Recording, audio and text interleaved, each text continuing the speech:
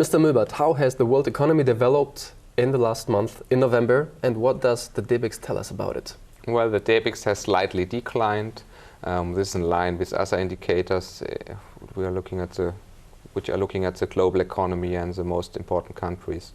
So we see that growth is declining and a lot of problems are looming, in particular the euro crisis. The euro crisis is leading to a declining growth rate in the world.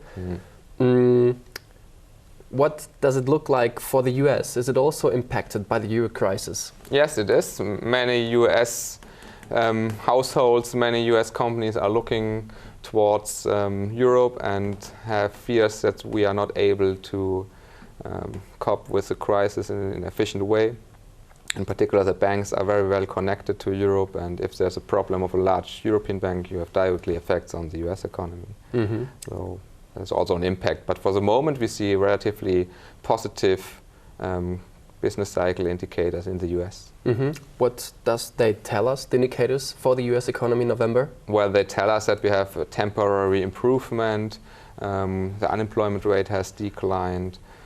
But structural problems are still unsolved, and so the medium to long run outlook for the US is not very positive. And the structural problems are not solved as well in Asia, in Japan. What does the indicators tell us about the economy there? Well, there the old problems are back after tsunami and earthquake. The economy is also slowing in Japan, and also in China we see less growth prospects for the Chinese economy. We still expect above 8% for 2012, but now there's a question mark beyond this, given that the euro crisis is looming and also the US is still, from a structural point of view, relatively weak. How feasible is a hard landing for the Chinese economy, a so-called hard landing, that the growth there could be lower, much lower than these mentioned 8%? So if you expect a euro crisis which is escalating in 2012, then it's very likely that you also get a hard landing in China.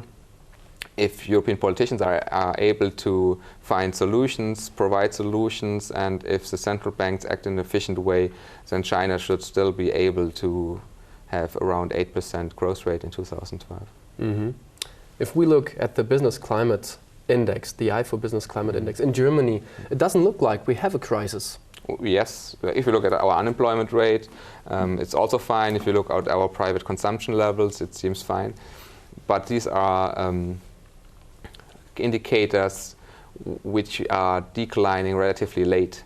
So the leading indicators like exports, investment, industrial production are not so positive and clearly point out that we have a tough 2012 also in Germany. So you're expecting the declining of the German indexes as well? Yes, and we expect only a growth rate around 0%, so no growth in 2012, given that export activity has declined substantially. Not a good outlook. Thank you so far, Mr. Milbert, for the talk.